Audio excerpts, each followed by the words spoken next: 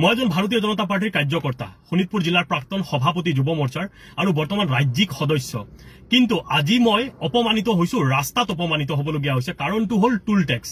মই টুল গেটত আজি পইচা দিব পৰা নাই। মোৰ মানে পইচা অলপ কমেই আছিল, সঁচা কথা যিটো পইচা অলপ কম আছিল। তেতিয়াহ'লে মই কি কৰো, ধৰক মোৰ যি পাৰ্টিৰ আই কাৰ্ডখন আছে শোণিতপুৰ জিলা যুৱ মৰ্চাৰ আৰু ৰাজ্যিক যি এক্সিকিউটিভ সভাত আমাক যি আই কাৰ্ডখন দিয়ে মোৰ গাড়ীত আছিল, মই দেখুৱাইছো।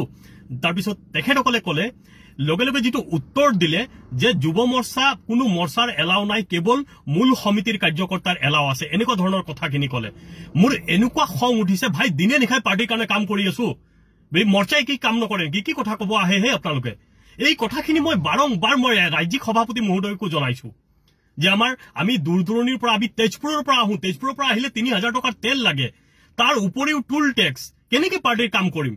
প্ৰভাৰী গলে ইমান দূৰত আমি যাওঁ, ইমান কষ্ট হয়, কম কষ্ট হয় নেকি? বছৰত এটা কাম মন্ত্ৰী মিনিষ্টাৰৰ বিধায়কৰ পৰা এটা কাম নাপাওঁ, বিচাৰি বিচাৰি ভাগৰি যাওঁ। আপোনালোকে যদি একোই কৰি নিদিয়ে আমাক, আমি কেনেকে কি কৰিম, পাৰ্টিৰ কাম কেনেকে কৰিম? ইলেকশ্যন কেনেকে জিকে আপোনালোকে জানে নেকি? কেৱল মূল সমিতিৰ মানুহখিনিয়ে কাম কৰিলে ইলেকশ্যন জিকা নহয়।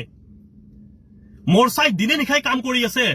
আৰু আজি যিটো উত্তৰ শুনিলো মই যে মূল সমিতিৰ মানুহখিনিৰ আৰু হয়ও হয়, ডাঙৰ ডাঙৰ যিখিনি ইনোভা যায়, যিখিনি ডাঙৰ ডাঙৰ স্কৰপিঅ যায়, এইখিনি মোৰতো ইমান ডাঙৰ গাড়ী নাই নহয়। মই আমি সৰু গাড়ী লৈ পেলাই আপ ডাউন কৰিম, আৰু পকেটত সদায় ইমান পইচা নাথাকে নহয়। মই সমগ্ৰ অসমত যিমান যুৱ মৰ্চাৰ কাৰ্যকৰ্তা আছে, মই সকলোকে বিনম্ৰতাৰে মই আহ্বান জনাব বিচাৰিছো, এই টুল টেক্স কেইটাত আমিও প্ৰতিবাদ কৰিম। কাৰণ এতিয়া ভাগৰি গৈছো, আৰু আহোতে পইচা দিব লাগে, যাওঁতে পইচা দিব লাগে। এতিয়া আৰু আমাৰ কোনো ধৰণৰ এতিয়া মৰ্চা বুলি ক'লে মানে কোনো কামৰে নহয়। আৰে যিমান মানে মিটিং সভা সমিতি হ'ব, ফ্লেগিং আমি কৰিব লাগে, আমাৰ ল'ৰা ছোৱালীখিনি কষ্ট কৰিব লাগে, বিধায়কৰ ওচৰত গ'লে সন্মান নাপায়, মন্ত্ৰীৰ ওচৰত গ'লে সন্মান নাপায়, এইবিলাক কথা হ'ল নেকি? আৰু কিমান দিন সহ্য কৰা হ'ব কথাখিনি? যোনে পাৰ্টি যেনেকুৱা ইনষ্ট্ৰাকশ্যন দিয়ে আমি সেনেকেই কাম কৰো। কিমান দুখীয়া ঘৰৰ পৰা ল'ৰা ছোৱালী বিলং মানে হৈ আছে বা কাম কৰি আছে, আপোনালোকে এইবিলাক অনুভৱ কৰিব পাৰেনে? মানুহে নোখোৱাকে পাৰ্টিৰ কাৰণে কাম কৰি আছে। আপোনালোকে কেৱল ইলেকশ্যন জিকাৰ পিছত বাহ লয়, কিন্তু বুথৰ কাৰ্যকৰ্তাই যে মানে তেখেতসকলে কিমান কষ্ট দিনে নিশাই বুথত কৰিবলগীয়া হৈছে, মৰ্চাৰ মানুহখিনি কৰিবলগীয়া আছে, যিকোনো মৰ্চা।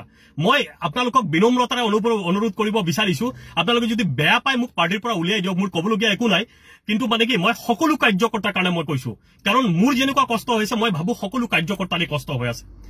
আৰু আটাইতকৈ বেয়া লাগিছে, আজিৰ পৰা এসপ্তাহ আগত এগৰাকী আমাৰ সক্ৰিয় কাৰ্যকৰ্তা, আমাৰ ৰাজ্যিক সদস্য, তাই ৰাজ্যিক দায়িত্বত আছে আমাৰ, কোনোবা এজন অসভ্য কাৰ্যকৰ্তাই তাইক বোলে বেয়া শব্দ দি অপমান কৰিছে, আৰু তাইক সকলো জ্যেষ্ঠ কাৰ্যকৰ্তাক জনাইছে, কিন্তু কোনো কাৰ্যকৰ্তাক তাই সেই বিষয়টোৰ ওপৰত কোনো ধৰণৰ একশ্যন লোৱা নাই। কিহৰ কাৰণে?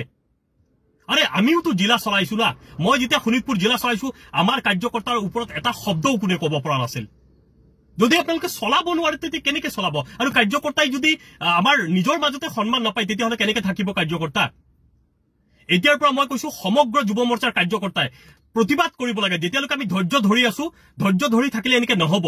আৰু সেইবিলাক আমি ধৈৰ্য ধৰি ধৰি ধৰি ধৰি আজি সেই বিশেষকে সৰ্বভাৰতত আজি চিট কমি যোৱাৰ মূল ৰিজন হ'ল এইবিলাক কাৰণ এজনে এজনক আমি কাৰ্যকৰ্তাখিনিক আমি গুৰুত্ব নিদিওঁ। কাৰ্যকৰ্তাক যদি আমি গুৰুত্ব নিদিওঁ, কাৰ্যকৰ্তা কেনেকে থাকিব পাৰ্টিত? মই আজিৰ পৰা টুল টেক্স নিদিওঁ, কাৰণ ইমান কষ্ট কৰি যদি পাৰ্টিৰ কামত আহিবলগীয়া হয়, মোৰ টুল টেক্স ফ্ৰী কৰিব লাগিব। আৰু যদি নহয়, তেতিয়াহ'লে মোক পাৰ্টিৰ পৰা উলিয়াই দিয়ক, মই পাৰ্টিত নাথাকো। আজি ৰাস্তাত অপমানিত হ'বলগীয়া হ'ল। মই মন্ত্ৰী মহোদয়ৰ কথা কৈছো, বিধায়কৰ মহোদয়ৰ কথা কৈছো, আই কাৰ্ড দেখুৱাইছো, তেখেতসকলে কয় আমি মন্ত্ৰী চন্ত্ৰী চিনি নাপাওঁ। আৰে আপোনালোকৰ লাজ নালাগিব পাৰে, মোৰ লাজ লাগিছে, মোৰ বেয়া লাগিছে। আজি এই কথাখিনি মই এনে কোৱা নাই, মই জানো মোৰ ওপৰত একশ্যন হ'ব, কিন্তু কি কৰিম? মই যেনেকে অপমানিত হৈছো, মই ভাবো গোটেই অসমত কাৰ্যকৰ্তা এনেকে অপমানিত হৈছে। আৰু আপোনালোকে ইনষ্ট্ৰাকশ্যন দিয়ক, মন্ত্ৰীকো ইনষ্ট্ৰাকশ্যন দিয়ক, বিধায়কক ইনষ্ট্ৰাকশ্যন দিয়ক, যিখিনি মানে দিনে নিশাই কাম কৰি আছে কাৰ্যকৰ্তাখিনিক, তেখেতসকলক বছৰত 2-3টা কাম দিব লাগিব। যদি কাম দিয়া নহয়, কেনেকে আমি চলিম? হেই, পাৰ্টিৰ কামত তেল ভৰিবলগীয়া হয়, টুল টেক্স দিবলগীয়া হয়, ইমান দূৰ দূৰ গোটেই অসমত। আজি মই ঢকুৱাখানাৰ পৰা ভাৰী হৈ আছো, তাতে যাবলগীয়া হয়, কেনেকে যাম? এবাৰ কথাখিনি আপোনালোকে ভাবিছেনে? যদি মোৰ কথাখিনি কোৱাত ভুল হৈছে, হয়তো মই উগ্ৰ সুৰত কৈছো, কিন্তু লাগিব আপোনাকো যদি ৰাস্তাত কোনোবাই অপমানিত কৰিব, এনেকে গাড়ী ৰখাই পেলাই, মোৰ পিছফালে মোটামুটি 10খনমান গাড়ী পেলাই পিছফালে লাইন লাগি আছে, তেখেতসকলক মোৰ বুজাওতে তাৰ পিছত মই এনেকে পাৰ হৈ আহিবলগীয়া হৈছে। তেখেতসকলে এনেকে অপমান কৰিছে যে মই এতিয়াতো মই ৰাস্তাত মাৰপিট কৰিব নোৱাৰো, মোৰোতো এটা সন্মানৰ কথা আছে। বাৰম্বাৰ মই ৰিকুৱেষ্ট কৰিছো যে মন্ত্ৰীৰ কথা কৈছো কোনো ধৰণৰ, আৰু ৰাজ্যিক সভাপতি যুৱ মৰ্চাৰ সভাপতিকো মই জনাইছিলো কথাটো, কিন্তু কথাখিনি ইমান গুৰুত্ব নহয় আমি যুৱ মৰ্চাৰ কাৰ্যকৰ্তা না হেনেকে হলে কিন্তু পাৰ্টিত কাৰ্যকৰ্তা নাথাকে মই আজিয়ে কৈ দিলো আৰু মই জানো মোৰ ওপৰত একশ্যন হ'ব দিয়ক ৰাস্তাটো অপমান নহম না ভুল হলে মোক ক্ষমা কৰিব